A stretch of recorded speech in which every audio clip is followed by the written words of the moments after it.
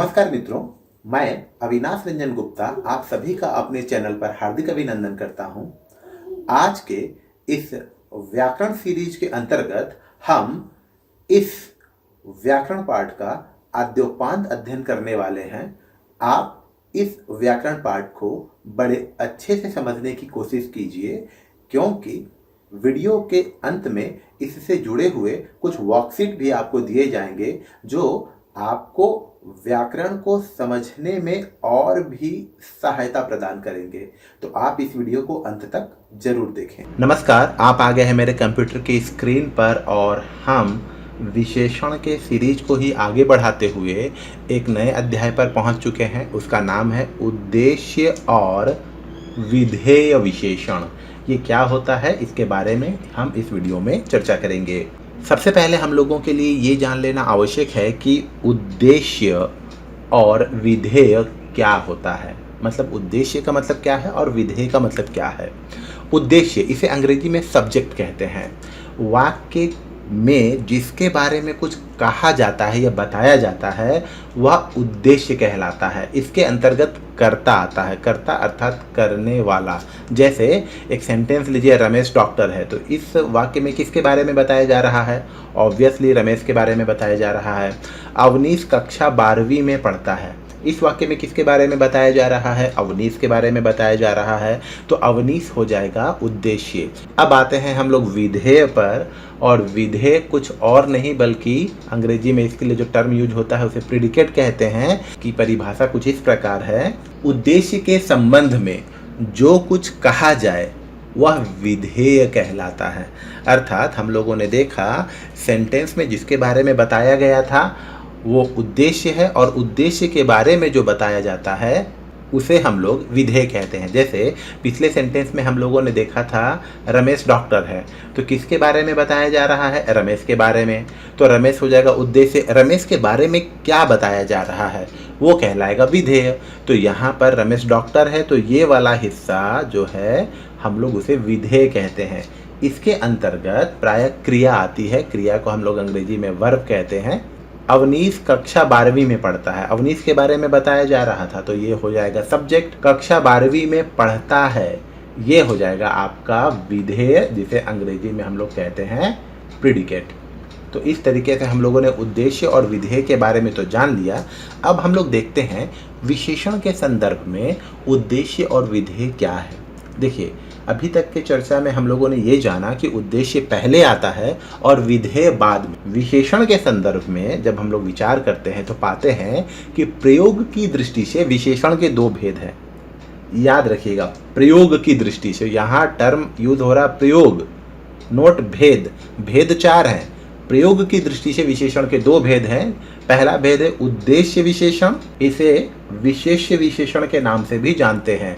परीक्षाओं में अधिकतर छात्रों को कंफ्यूज करने के लिए या कैंडिडेट्स को कंफ्यूज करने के लिए उद्देश्य विशेषण की जगह विशेष्य विशेषण शब्द का इस्तेमाल कर दिया जाता है।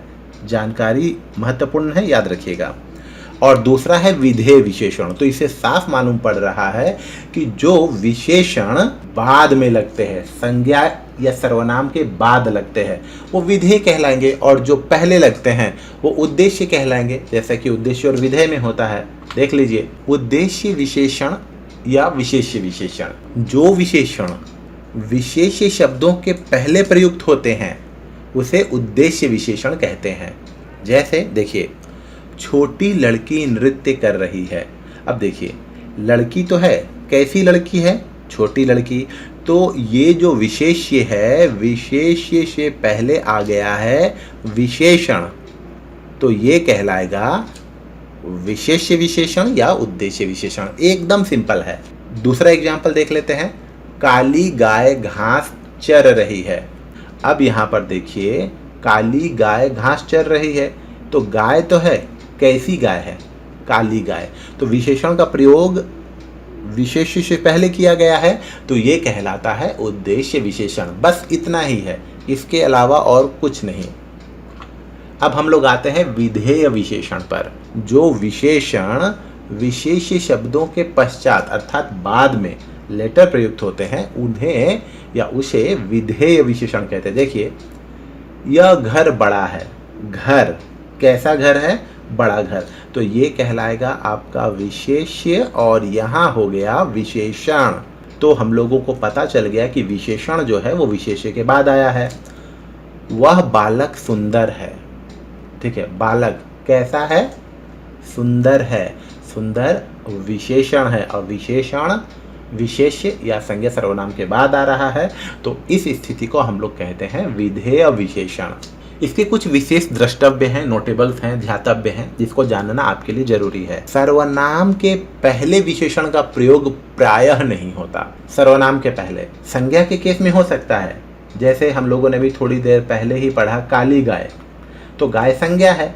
संज्ञा के केस में विशेषण पहले आ सकता है, लेकिन सर्वनाम के केस में विशेषण प्रायः नहीं आता। जैसे देखिए, तुम भोले हो। तुम कैसे हो? भोले हो। गुणवाचक विशेषण कैसे लगाने से पता चल जाता है गुणवाचक विशेषण है। आप नेक हैं। आप कैसे हैं? नेक हैं। सर्वनाम के बाद आ रहा है। वह अच्छा है। वह कैसा है? वह अच्छा है। तो एक चीज आप अपने जहन में बैठा लीजिए कि प्रायः सर्वनाम के पहले विशेषण का प्रयोग नहीं होता। उद्देश्य विशेषण हो या विधेय विशेषण, विशेष्य के लिंग जिसे अंग्रेजी में जेंडर कहते हैं, वचन जिसे नंबर कहते हैं, एक वचन बहुवचन, सिंगुलर और प्लूरल, परसर्ग जिसे हम लोग प्रीपोजिशन कहते हैं, के अनुसार ही प्रयुक्त होते हैं। अर्थात विशेष्य का जो लिंग होगा, वचन होगा और परसर्ग होगा, विशेषण भी वैसा ही होता है। एग्जाम्पल देखते हैं। सबसे पहले हम लोग उद्देश्य विशेषण का एग्जाम्पल देखते हैं। छोटा बालक खेल रहा है। देखिए, इसमें विशेषण और विशेष्य दोनों पुल्लिंग है और एक वचन है। बालक पुल्लिंग है। छोटे बालक को बुलाओ, विशेष्य पुल्लिंग है और विशेषण भी पुल्लिंग है। छोटे बालक खेल रहे हैं, पुल्लिंग बहुवचन, पुल्लिंग बहुवचन। छोटे बालकों को बुलाओ, परसर्ग के अनुसार देखिए यहाँ पर चेंजेस आ गया है। छोटी बालिका खेल रही है। देखिए, ये अभी तक हम लोग पुल्लिंग में यूज कर रहे थे, अब ये स्त्रीलिंग है, क्योंकि विशेष्य जो है बालिका वो स्त्रीलिंग है। छोटी बालिकाओं को बुलाओ। देखिए, स्त्रीलिंग स्त्रीलिंग। छोटी बालिकाएं खेल रही हैं। देखिए, बालिकाएं खेल रही हैं, बहुवचन, छोटी स्त्रीलिंग में। अब हम लोग आते हैं विधेय विशेषण पर। वह बालक छोटा है। विधेय विशेषण जैसा पहले ही कहा जा चुका है कि विशेष्य के बाद विशेषण आता है। ठीक है, बालक छोटा है, दोनों एक वचन है, दोनों पुल्लिंग है। वे बालक छोटे हैं, बहुवचन है, तो विशेषण भी बहुवचन है। वह बालिका छोटी है, स्त्रीलिंग है, तो विशेषण भी स्त्रीलिंग है। बालिकाएं छोटी हैं, तो ये बहुवचन है। स्त्रीलिंग है, ये भी बहुवचन और स्त्रीलिंग में ही आ रहा है। यदि एक ही विशेषण के अनेक विशेष्य हों, तो विशेषण के लिंग और वचन समीप वाले विशेष्य के लिंग वचन के अनुसार होंगे। पहले ये एग्जाम्पल देखिए, फिर आराम से हम इसे समझेंगे। ये नई धोती और कुर्ता किसके लिए है? धोती स्त्रीलिंग है। मेरी धोती, नई धोती, फटी धोती, पुरानी धोती, अच्छी धोती। तो धोती स्त्रीलिंग है, इसलिए नई धोती। विशेषण भी स्त्रीलिंग होगा। लेकिन इसके बाद देखिए, जो कुर्ता है, ये कुर्ता पुल्लिंग है। लेकिन कंडीशन ये कही गई है कि अगर एक ही विशेषण के बहुत सारे विशेष्य होंगे, तो विशेषण अपने समीप वाले के लिंग वचन के अनुसार होगा। तो यहाँ धोती स्त्रीलिंग है, इसीलिए यहाँ विशेषण भी स्त्रीलिंग होगी। दूसरा एग्जाम्पल देखिए, अच्छे लड़के और लड़कियों को सफलता मिलती है। कंडीशन अप्लाई जब हम लोग करते हैं तो देखते हैं कि लड़के और लड़कियां दोनों के लिए एक ही विशेषण का प्रयोग किया जा रहा है, लेकिन समीप कौन है? लड़के, इसीलिए अच्छे लड़के और लड़कियों को सफलता मिलती है। अकारांत विशेषण में विशेष्य के कारण प्रायः परिवर्तन नहीं होते हैं। अब पहले हम लोग यहाँ समझते हैं अकारांत क्या होता है। अ की मात्रा पर जो शब्द समाप्त होते हैं उसे अकारांत कहते हैं। अ कार अंत, अ की मात्रा पर जो समाप्त हो रहे हैं। जैसे देखिए, यहाँ पर एक शब्द है सुंदर, अ, ठीक है। फिर यहाँ देखिए मधुर, तो ये जो मधुर है ये सब की मात्रा पर समाप्त हो रहा है, इसीलिए इसे अकारांत कहते हैं। तो अकारांत विशेषण जो होते हैं उसमें विशेष्य के कारण अर्थात संज्ञा या सर्वनाम के कारण परिवर्तन नहीं आते। जैसे ये सुंदर लड़का है या लड़का सुंदर है। आप लड़की के संदर्भ में भी लगा सकते हैं, लड़की सुंदर है। तो देखिए परिवर्तन नहीं होगा। क्यों? क्योंकि ये जो विशेषण है ये अकारांत विशेषण है। मधुर वाणी, वाणी स्त्रीलिंग है, बावजूद इसके कोई परिवर्तन नहीं, मधुर, क्योंकि ये अकारांत है। मधुर वचन, वचन पुल्लिंग है, बावजूद इसके देखिए ये अकारांत है, इसीलिए इसमें कोई परिवर्तन नहीं होता। तो इस तरीके से हम लोग ये विशेष द्रष्टव्य को भी देख लिए। अंतिम विशेष द्रष्टव्य, हिंदी भाषा के लचीलेपन, सरलता, सुबोधता, आवश्यकता और अनुकूलता के कारण उद्देश्य विशेषण या विशेष्य विशेषण का प्रयोग होता है। आपके दिमाग में ये सवाल उठ रहा होगा कि ऐसी क्या जरूरत पड़ गई कि हम लोगों को विशेषण कभी संज्ञा के पहले तो कभी संज्ञा के बाद लगाने की जरूरत पड़ती है। इसका एक सिंपल सा एग्जाम्पल या सिंपल सा कारण ये है कि हिंदी भाषा बहुत ही लचीली है, फ्लेक्सिबल है। इसे पढ़ना, इसे समझना, इसे सीखना बड़ा ही आसान है।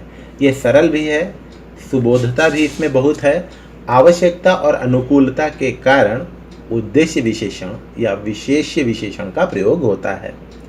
उम्मीद करता हूँ आपको ये वीडियो अच्छा लगा होगा। धन्यवाद।